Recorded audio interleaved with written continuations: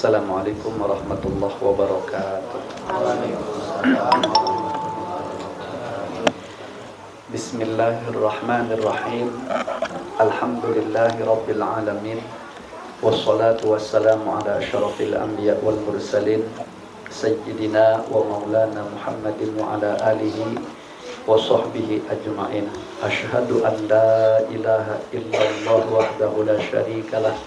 Iyyahu na'budu wa iyyahu nasta'in. Wa asyhadu anna sayyidana wa maulana Muhammadan abduhu wa rasuluh shadiqul wa'dil amin. Subhanaka la ilma lana illa ma 'allamtana innaka antal alimul hakim. Wa la haula wa la quwwata illa billahil aliyyil azim. Rabbi shrah li sadri wa yassir li amri wahlul 'uqdatam min lisani yafqahu qawli, amma ba'd. Para tatuha, para sesepuh yang hadir yang sama-sama kita muliakan, begitu pula Bapak Ketua beserta pengurus, Shahibul Bait beserta seluruh keluarga dan seluruh jamaah yang hadir, yang mana semuanya saja kita doakan mudah-mudahan senantiasa diberikan Allah panjang umur, fi sihatin wa afiyah, di dalam ketaatan kepada Allah Subhanahu wa taala. Allah mudahkan seluruh urusan-urusannya, Allah kabulkan segala hajat baiknya, Allah lancarkan rezekinya yang halal dan thayyiban, Allah istiqomahkan menapak di jalan yang diridhai oleh Allah dan Rasulnya, dan mudah-mudahan semuanya beserta seluruh keluarga senantiasa dilimpahkan Allah keberkahan hidup lahir batin dunia dan akhirat. Amin ya rabbal alamin. Kita akan sedikit menyambung keistiqomahan daripada pelajaran kita, insyaallah sampai halaman 133, betul ya? Ya, yaitu makalah ke-32. Wabil isnadil ladzi yattasilu ilal musannif rahimahumullahu ta'ala wa nafa'ana bi ulumihim wa anwarihim wa asrarihim wa nafahatihim fid dharain, amin. Bismillahirrahmanirrahim. Makalah ke-32. Qala an-nabiyyu sallallahu alaihi wasallam, idza kana yaumul qiyamati yudha'ul mizanu fayu'ta bi ahli sholati fayuwaffawna ujurahum bil mizani thumma yu'ta bi ahli shaumi fayuwaffawna ujurahum bil mizani thumma yu'ta bi ahlil bala'i la yungsabu lahum mizanun wa la yungsharu lahu diwanun fayuwaffawna ujurahum bighairi hisabin hatta yatamanna ahlul afiyati law kanu bimangzilatihim min kathrati thawabillahi ta'ala. Nabi besar Muhammad sallallahu alaihi wasallam bersabda, ujar beliau, pada hari kiamat kelak akan disediakan timbangan amal. Ahli sholat dihadirkan, kemudian diberikan kepada mereka pahalanya. Kemudian ahli puasa dan diserahkan pahalanya kepadanya. Kemudian orang-orang yang terkena musibah tetapi tanpa timbangan amal dan buku catatan amal diberlakukan bagi mereka. Mereka diberi pahala tanpa dihisap, sehingga orang-orang yang selamat mengharapkan agar termasuk ke dalam golongan mereka karena banyak memperoleh pahala dari Allah Ta'ala. Nah, jadi ini menjadi satu isyarat. Nah, ini sebenarnya pelajaran ini untuk kita sebenarnya ya. Artinya hadis ini merupakan nasihat yang sangat berharga kepada kita tentang adab kepada Allah Subhanahu wa taala. Dalam hidup ini kita masih banyak mengalami yang namanya musibah. Nah, kan sudah dijelaskan dari dahulu bahwa yang namanya musibah itu kullu ma adal mukmin, setiap sesuatu yang membuat hati seorang mukmin itu menjadi sedih. Nah, dalam bentuk apapun itu, kehilangan jelas gitu ya, baik kehilangan harta benda kita atau sakit atau kecelakaan, dan lain-lain lah. Pokoknya segala sesuatu yang hati seorang mukmin itu menjadi susah, menjadi sedih, menjadi terpikiran. Nah, itu namanya musibah. Dan tidak ada adab yang baik untuk menghadapi musibah itu melainkan menyandangnya dengan penuh rasa sabar. Ya. Kenapa? Karena semua itu datangnya dari Allah Subhanahu wa taala. Ya, itu memang kehendak Allah menimpakan itu kepada kita. Maka kita dituntut untuk beradab. Yaitu tadi apa? Sabar. Nah, dari sisi Allahnya, karena itu dari sisi Allah datangnya, kita harus ridho. Dari sisi kitanya nanggung, kita harus sabar. Datangnya dari Allah, kita harus ridho. Dan tetap harus selalu berbaik sangka. Itulah adab yang terbaik dalam menghadapi segala yang namanya musibah. Entah datangnya dari keluarga kita sendiri, dari anak, dari istri, ya, dari kawan, dari tetangga, segala macam. Nah, pokoknya asal dia hati kita dibuatnya susah, nah iyalah itu berarti. Macam itu tadi. Sabar, ridho, dan tetap berbaik sangka. Maka tidak akan ada yang bisa mengetahui kadar pahala yang Allah siapkan untuk kita ketika kita memang benar-benar bersabar menghadapinya. Maka dari isyarat hadis ini dijelaskan bahwa di hari kiamat itu nanti orang-orang itu akan ditimbang pahala amal ibadahnya. Nah, tadi disebut yang awal didatangkan ahli sholat, orang-orang yang rajin melakukan sholat.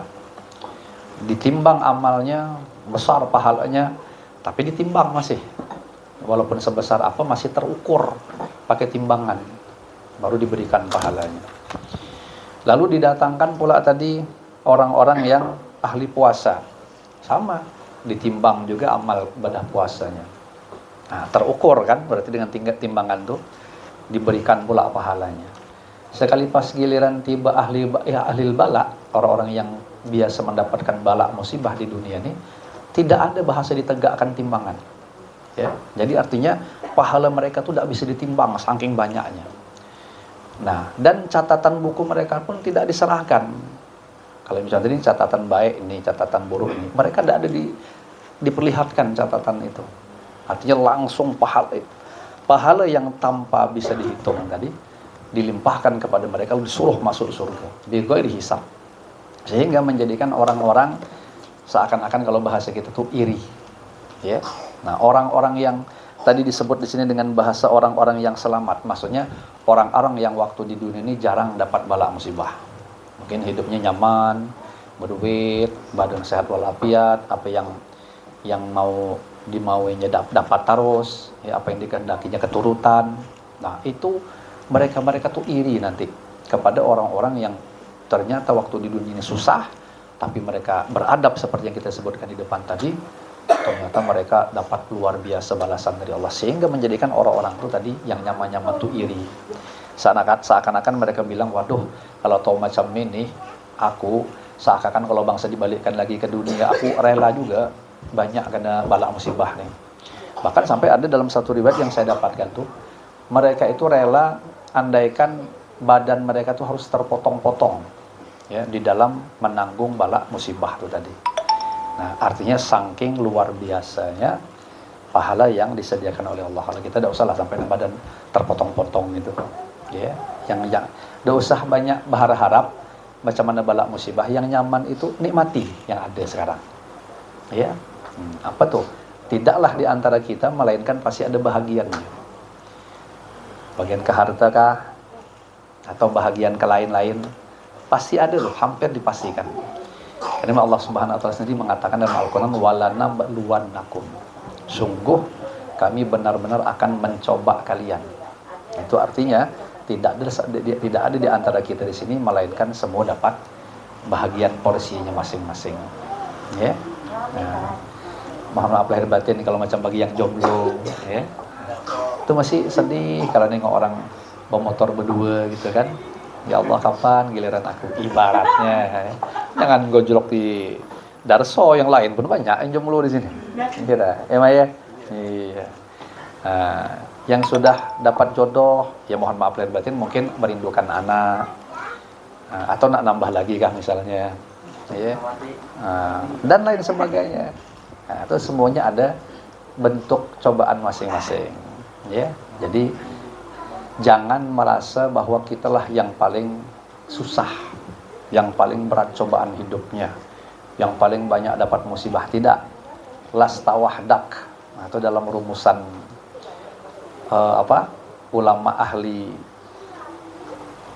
ulama tasawuf, yang jelas ahli hikmah dalam urusan bala musibah. Beliau mengatakan lasta wahdak. Yakini aja namanya bala musibah tuh tidak akan mungkin kita sendiri yang ngalaminya. Pasti ada yang lain yang juga sama. Bahkan jangan-jangan kawan lebih berat daripada kita. Nah, maka dari itu jangan kecil hati, tinggal nikmati dengan adab yang bagus seperti tadi. Nah, insya Allah mungkin kalau tidak dibalas Allah di dunia ini, di akhirat nanti. Wah, nanti banyak mata-mata yang terbelalak, ya, seakan-akan, wah kalau bangsa tahu macam ini kemarin balasannya ibarat nanti di akhirat gitu ya. Wah, kalau bangsa tahu macam ini aku bila belum minta yang lebih parah lagi. Seakan-akan ya, yang lebih berat gitu maksudnya musibahnya itu. Ya, ini insya Allah yang di sekitar saya ini orang-orang yang sudah terbiasa mengalami bala musibah gitu ya. Jadi insya Allah sudah mahir dalam urusan sabar ya. Nah, siapa dulu ketuanya ya?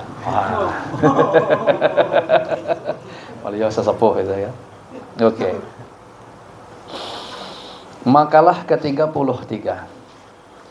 An ba'dil hukama'i yastaqbilu ibnu adama arba'an nuhubat. Yantahibu malakul maut ruhahu wa yantahibul warathatu malahu wa yantahibud dudu jismahu wa yantahibul khusuma'u amalahu. Sebahagian ulama ahli hikmah mengatakan bahwa anak cucu Nabi Adam alaihi salam akan menghadapi 4 perampas atau 4 perampok. Ya, artinya kita nih sebagai anak cucu Nabi Adam, kita dalam hidup ini hampir dipastikan akan menghadapi 4 perampas ini. Ya. Nah, yang pertama yaitu ya malaikat Israel akan merampas nyawanya. Jadi malaikat Israel akan datang kepada kita dan akan merampas nyawa kita atau roh kita. Yang membedakan kita cuman waktunya saja. Ya. Dan saya yakin tidak ada satupun di antara kita di sini yang mau cepat. Nah, kalau mau itu pasti pengennya lambat semua. Ya kan? Nah, pengennya lambat gitu. Tapi yang jelas kita pasti akan dicabut. Hanya saya berharap untuk kita semua, untuk saya dan semua jamaah, terserahlah mau cepat mau lambat. Saya hanya minta satu aja statusnya, yaitu husnul khotimah. Amin ya rabbal alamin. Ya. Nah, jadi terserah. Ya, kalau jadi potongannya kayaknya nih yang nggak cepat nih, tunggu selamat lihat TV lemah.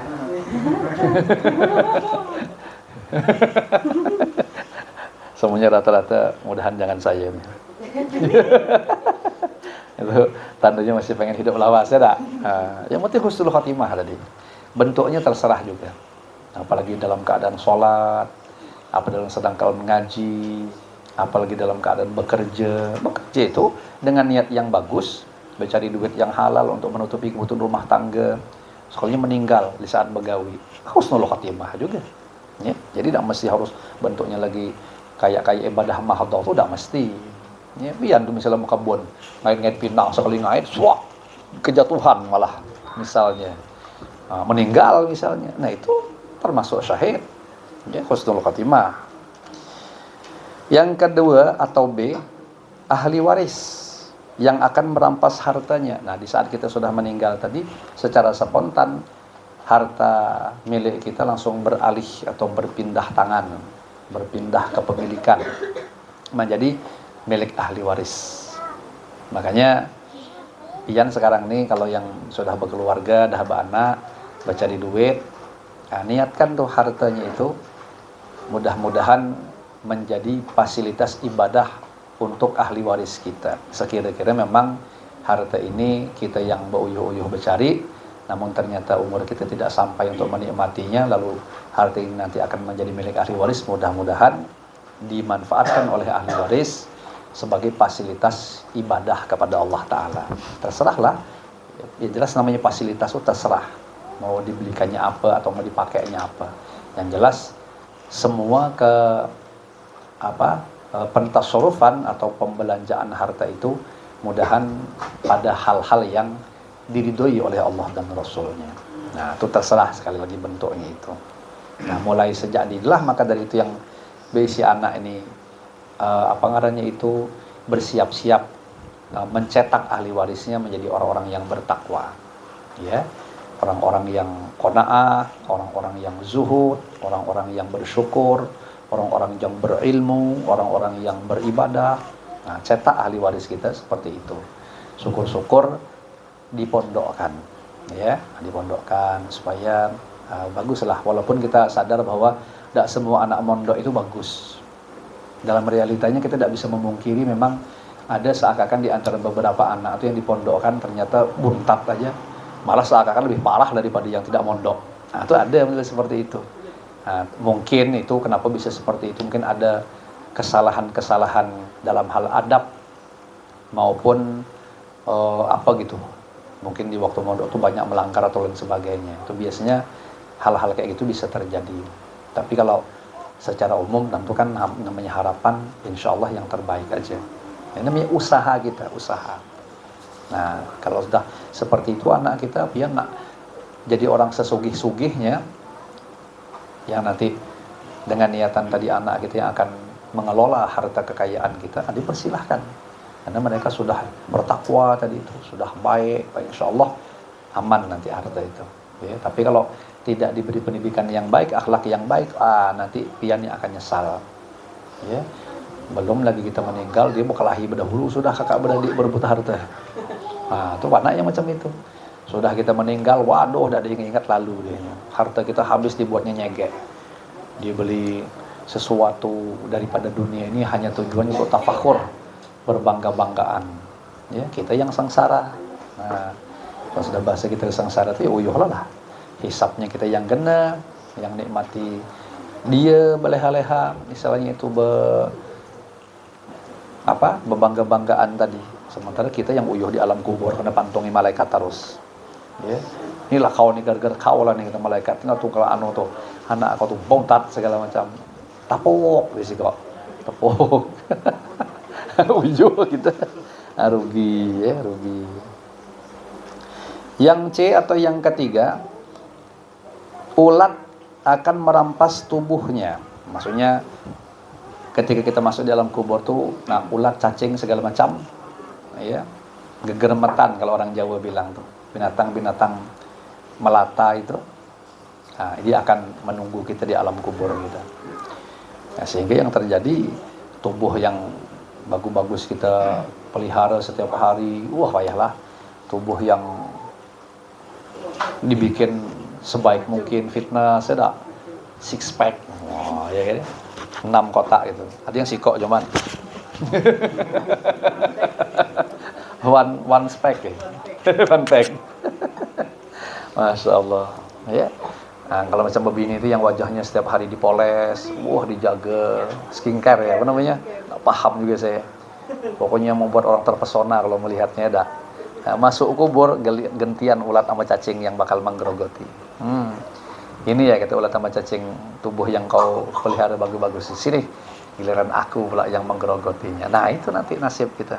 Kecuali pian punya antinya, punya sesuatu yang menghalangi ulat cacing sama tanah untuk makan tubuh. Wah, adalah amalannya, di antaranya orang-orang yang menghafal Quran, menghafalkan Al-Quran dan mengamalkan isinya. Nah, itu dijamin tuh tubuhnya akan awet. Ya. Nah, termasuk juga yang pernah saya dapatkan, kalau gitu aku kecil harapan Ustaz, aku udah hafal Quran. Nah, mungkin dari sisi yang ini, apa itu as-siddiqin, ya, orang-orang yang senantiasa dalam hidup ini jujur dalam setiap keadaan.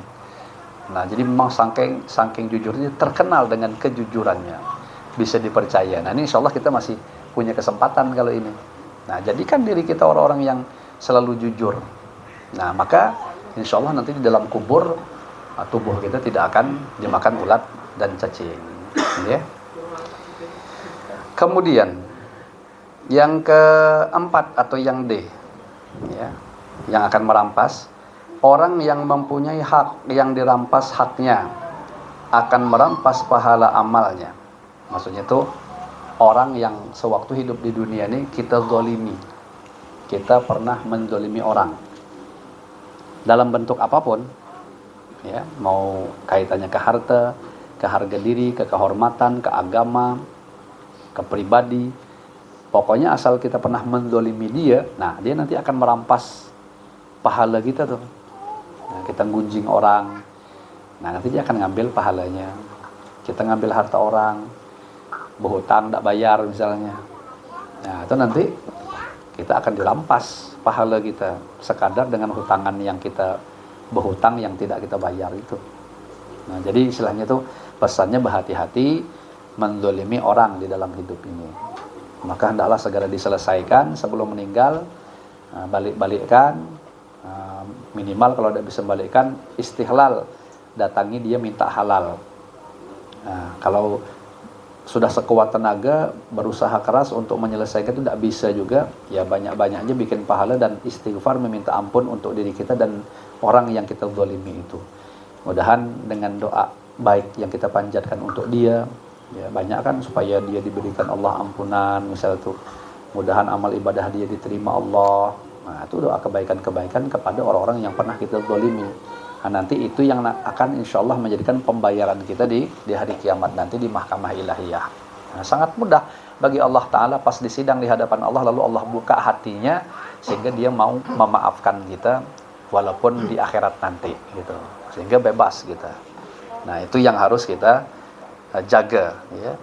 Nah bila ada dan bila tidak ada dosa, orang tersebut akan ditambahkan kepada orang yang pernah menzaliminya. Ya, maksudnya kita tadi kalau tidak ada bisa pahala kita untuk bayar, habis gitu stoknya, maka dosa dia yang dilimpahkannya ke kita. Maka dari itulah tadi dibilang suruh minta ampun kepada Allah Subhanahu wa taala. Kalau bahasa simpelnya bertaubat sebelum kematian.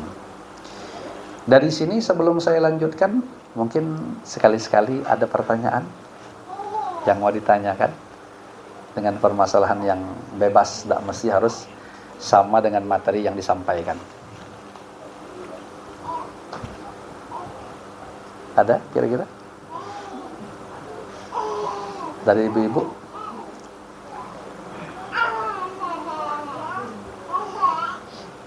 Wah, alhamdulillah paham semua ya. Senang saya kalau pengajian paham semua nih. Iya.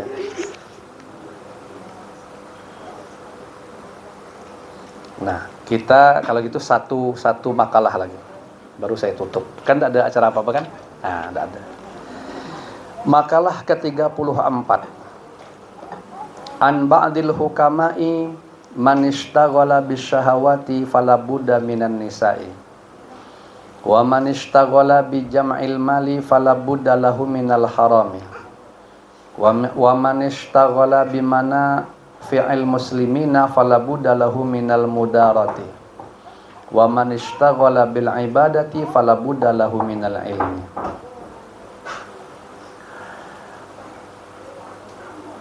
Makalah yang ke-34, sebahagian ulama ahli hikmah mengatakan bahwa A atau 1, barang siapa yang sibuk mengikuti kehendak nafsunya, pasti ia akan senang mendekati perempuan. Masih hobi berkutat dengan bebinian. Itu berarti dia sibuk untuk mengikuti kehendak nafsunya, ya. Yang kedua, barang siapa yang sibuk mengumpulkan harta, maka yang haram pun pasti akan ia ambil. Nah, jadi siapa yang dalam otaknya itu pokoknya macam mana duit ditambah terus, ya, macam mana caranya terserah. Nah itu pasti dia akan menerjang yang diharamkan loh. Akan melanggar lah maksudnya yang diharamkan Allah. Nah tadi kami waktu di masjid jamaah tuh kayaknya sebagian ada yang kaget waktu saya katakan itu pas pula masalah bisnis.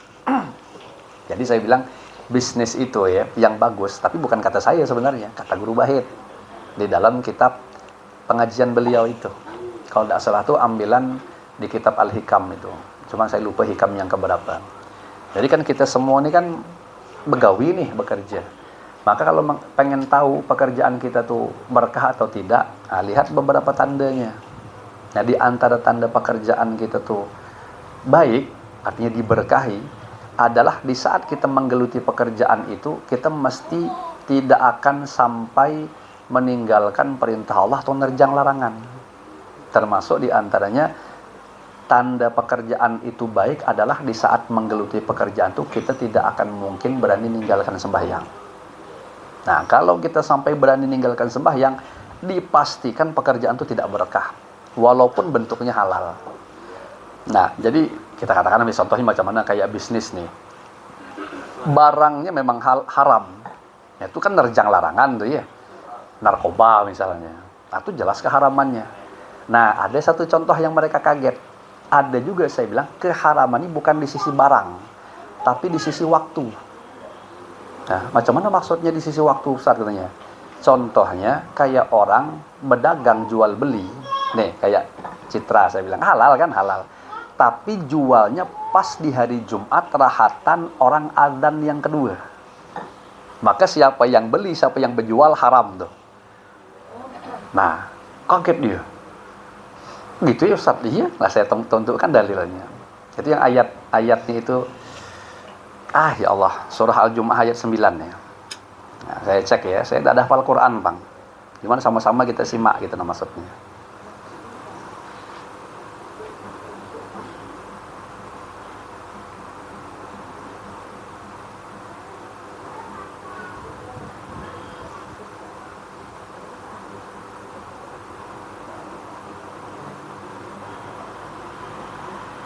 Nah, jadi bunyinya begini ya. Bismillahirrahmanirrahim. Ya ayyuhalladzina amanu idza nudiya lis-sholati min yaumil jum'ati fas'au ila dzikrillah wa dzarul bai'. Nah, itu wa dzarul bai' itu tidak tekannya.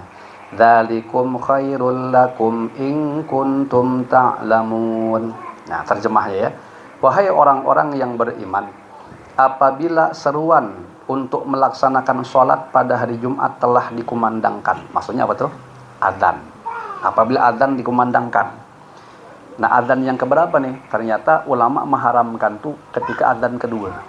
Jadi kalau sudah adzan kedua, itu kan khotib jelas sudah ada di atas mimbar. Nah, segeralah mengingat Allah dan tinggalkanlah jual beli. Nah, tinggalkan jual beli. Jelaskan sore itu ayatnya. Yang demikian itu lebih baik bagimu jika kamu mengetahui. Jadi saya cek tadi syarah atau penjelasan ulama.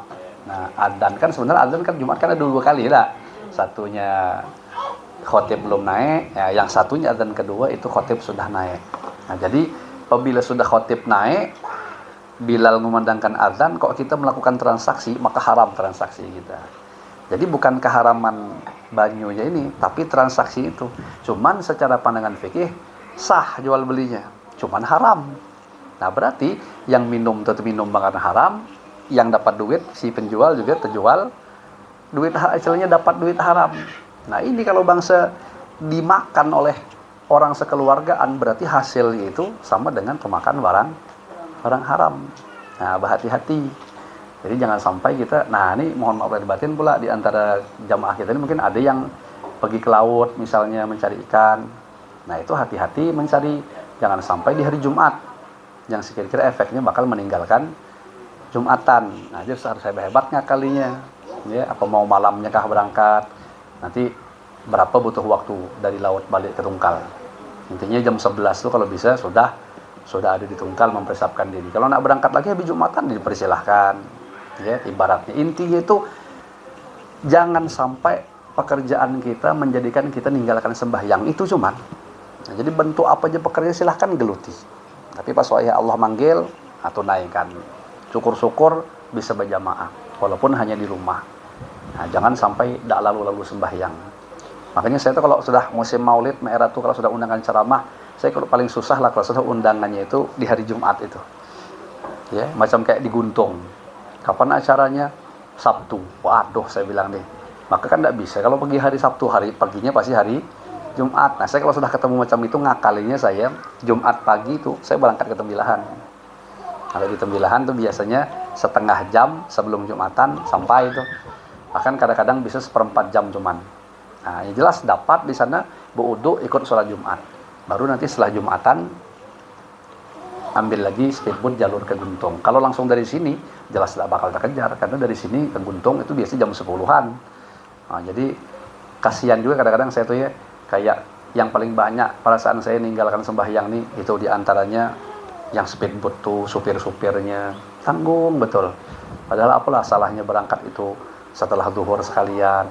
Ini tahan tidak ada sembahyang di jalan. Supir itu paling banyak juga tuh yang tidak ada sembahyang. Nah, jadi saya ada kemarin tuh teman ya supir, macam mana saya Ustadz katanya ya, bawa dari Jambi itu kadang-kadang tuh Ustadz, dari Jambi itu jam 3 katanya, jam 3 subuh tuh. Nah, jadi nanti di tengah jalan subuh nih 15 sampai ke Tungkal tidak ada subuhan. Nah, sebenarnya saya bilang pian bisa dapat pahala berdakwah kalau sudah di perjalanan tuh waktu masuk subuh pian berhentikan di masjid, baru bilang Bapak Ibu minta maaf ya, kita sholat subuh dulu.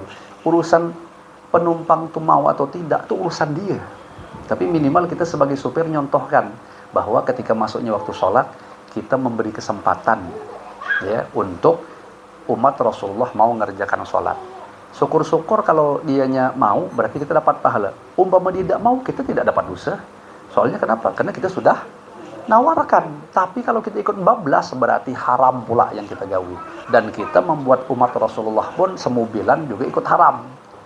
Nah, kita yang kena. Nah, jadi susah. Yang sedemikian itu. Jadi sinilah butuh ilmu tuh. Jadi sebenarnya kita bisa mendakwahkan itu. Apalagi contohnya yang bisa meninggalkan hampir semua pekerjaan. Ya.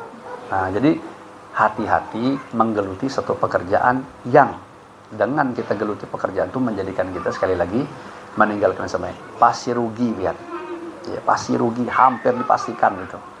Nanti bentuknya Allah tuh kadang-kadang tuh bikin penghibur dulu. Penghibur itu apa? Kata Allah, kau begawi, minta rezeki sama aku kasih, tapi kau tidak sembahyang. Oke, kata Allah, aku kasih kau. Set. Wah, senang kita. Tahu kata Allah, minta maaf ya, ku hentak, kata Allah.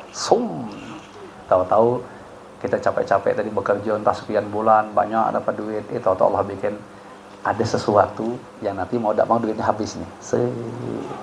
Ya. Bisa jadi Allah bikin penyakit kah, capek duit tadi kita kumpulkan, sibuk untuk nembus obat segala macam. Atau kadang-kadang tuh ada betul malah seperti itu, entah kita nabrak orang dan lain sebagainya, habis. Nah, pokoknya ada yang menghabiskannya itu. Jadi memang tidak bisa itu ditawar-tawar. Artinya begawilah dengan baik, nah, dan tunaikan hak Allah dengan baik. Insya Allah dia akan dijaga, dipelihara oleh Allah Subhanahu Wa Taala. Ya. Kalau misalnya hari Jumat tadi misalnya pernah jadi bahwa istri yang nunggu, memang arah yang saya dapatkan bahwa yang tak boleh ini adalah bagi yang berkewajiban Jumatan. Secara logika, kalau istri kan tak wajib Jumatan, berarti boleh. Yang jadi permasalahan adalah yang belinya. Kalau yang belinya laki-laki dan dia terkena kewajiban Jumatan, berarti istri kena juga melayani orang yang sedang berkewajiban Jumatan. Lain kalau yang beli cewek juga. Nah, tidak jadi masalah. Gitulah kira-kira. Nah, jadi harus dipilah itu. Kemudian yang ketiga, barang siapa suka berbuat baik pasti ia mudah bergaul. Oh, betul nih. Siapa yang hobi berbuat baik pasti mudah bergaulnya. Ya. Nah, baik bang kisahnya. Yang keempat, yang terakhir barang siapa sibuk dengan urusan ibadah, maka ia pasti mencari ilmu. Ini maksudnya, siapa yang hobi beribadah, mau tidak mau dia harus mencari ilmu. Kalau tidak mencari ilmu, pasti luput ibadahnya. Nah, maka dari itu, nuntut ilmu juga jangan sampai tertinggal. Guru Bahid itu saya amati di mana-mana ceramah itu ya. Yang tidak pernah beliau tinggalkan contohnya mesti sholat sama nuntut ilmu. Nah, tidak tahu ini saya yang nemu, entahlah yang lain-lain. Jadi amal apa aja kata beliau, jangan tertinggal sholat, jangan tertinggal nuntut ilmu, jangan tertinggal sholat, jangan tertinggal nuntut ilmu. Mesti itu, dua itu tidak pernah hilang contohnya. Jadi memang menjadi kayak contoh yang menjadi titik tekan beliau. Nah makanya, ya kan, Nah, makanya pian nih usahakan juga itu tadi dua tuh. Di mana-mana berada, sholat dijaga. Yang kedua, cari keadaan-keadaan atau tempat atau apa yang sekira-kira itu mudah untuk ilmu. Insya Allah berkah. Dan memang saya kepikir, benar juga lah. Kita kan untuk ilmu ya, kan ada hadis tuh. Talabul ilmi, talibul ilmi, takaffalallahu lahu birizki. Nah, penuntut ilmu tuh pasti rezekinya dijamin oleh Allah. Nah, itu biar ya, terpikir deh. Sudah ada baju segala macam. Coba kan, jadi sebentar lagi entah-entah tuh kita. Ya, tamak namanya berharap. Tidak boleh. Berharap tidak boleh. Senyum saya berbet mandangi saya itu. Aman lah, aman ya. Tadi saya sebut dah. Nah, yang penting kita doakan kebaikan-kebaikan untuk semuanya. Amin ya rabbal alamin. Ada lagi tanyakan? Nah, kalau tidak ada, makalah ke-35 wallahu alam bissawab. Mudah-mudahan yang kita kaji seada-adanya ini dijadikan oleh Allah Ta'ala menjadi ilmu nafi', manfaat berkah dunia akhirat untuk kita semua. Amin ya rabbal alamin. Ala hadhihi niyat wa ala manawahu aslafuna salihun wa likulli niyatin salihah wa ila hadratin nabi sallallahu alaihi wa ala alihi wa sahbihi wa baraka wa sallam. Al-Fatihah.